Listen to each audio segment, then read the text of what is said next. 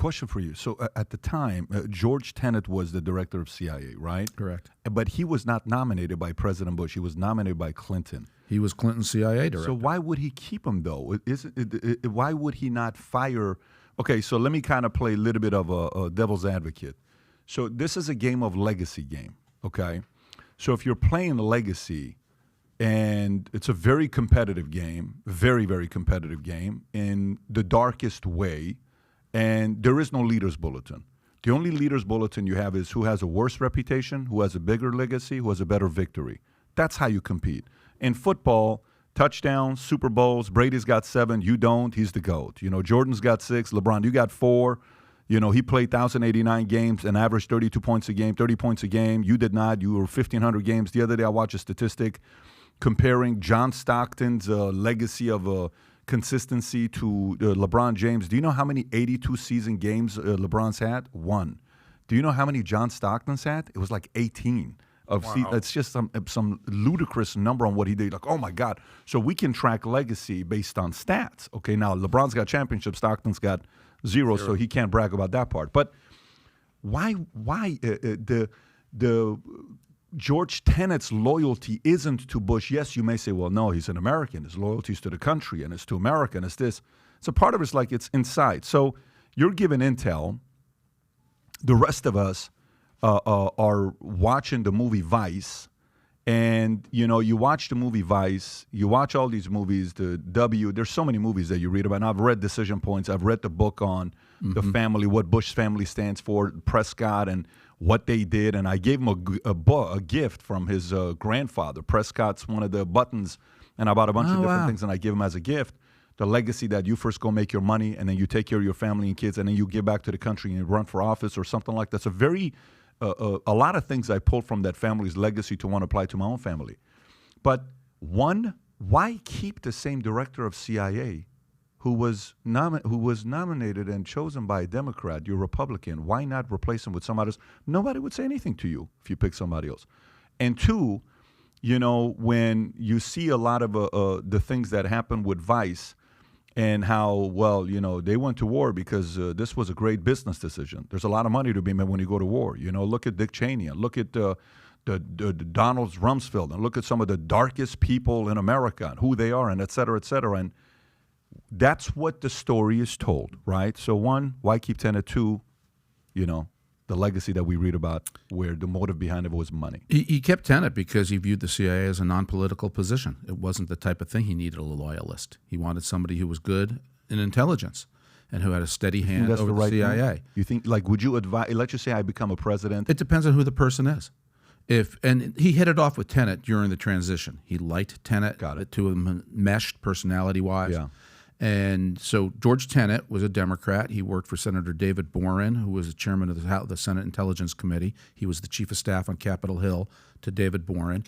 President Clinton nominated George to be the CIA director, and Bush kept him.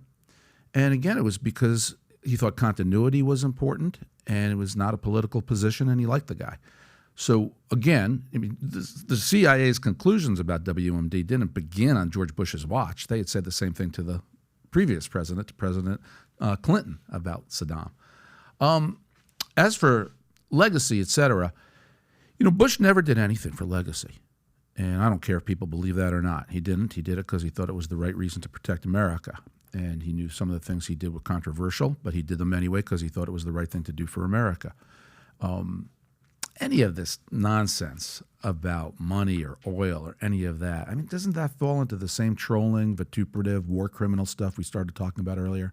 It's the same junk. It's the same excess. It's the same extremes speaking out in a fashion that just they let it rip. And Bush's instructions to me and the way Bush conducted himself was to rise above it. He wouldn't let me go to the podium and fight back on a lot of these things because he didn't want to engage at that level. Yeah. And, you know, one of the biggest criticisms I hear from President Trump's supporters, Sean Hannity included, and I've talked to Sean about this a lot, is Trump fought back. You Bushies, McCains, Romneys, you guys didn't know how to fight back, and you didn't fight back. Trump counterpunches.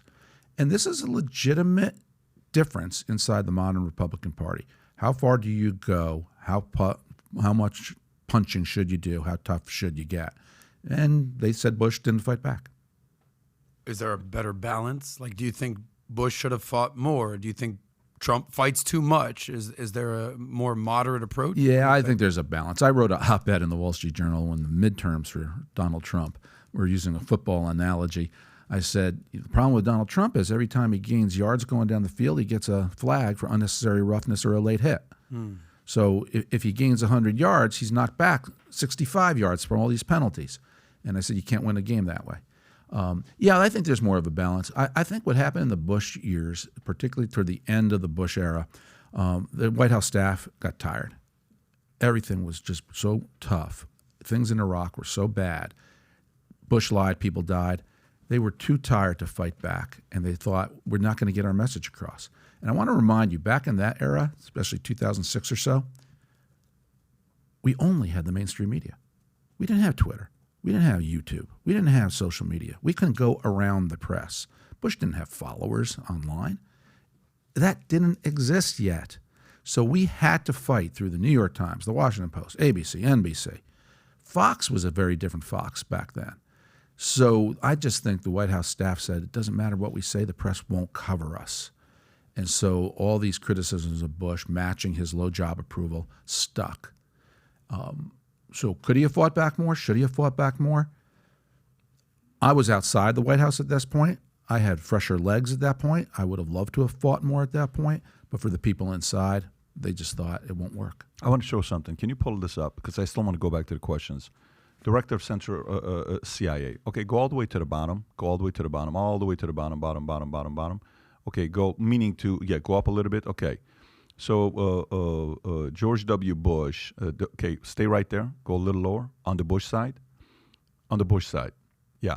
So if you look at this, he had 3 directors of CIA, okay, one of which was George, and he kept them till 2004, specifically during that era, which was the issue, and then he replaced them with John, okay? But that's not his guy. But if you look at Clinton, he had 5 on. He had 5 directors of CIA. I interviewed James Woolsey. He says, I don't even know why he put me in the job because he never talked to me. We only talked twice.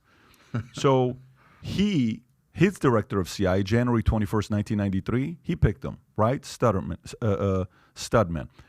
So go up a little bit to the next one. If you keep doing the same exact exercise that we're doing, George H.W. Bush, it's his guy, right? William Webster. Keep going up. Reagan, his guy.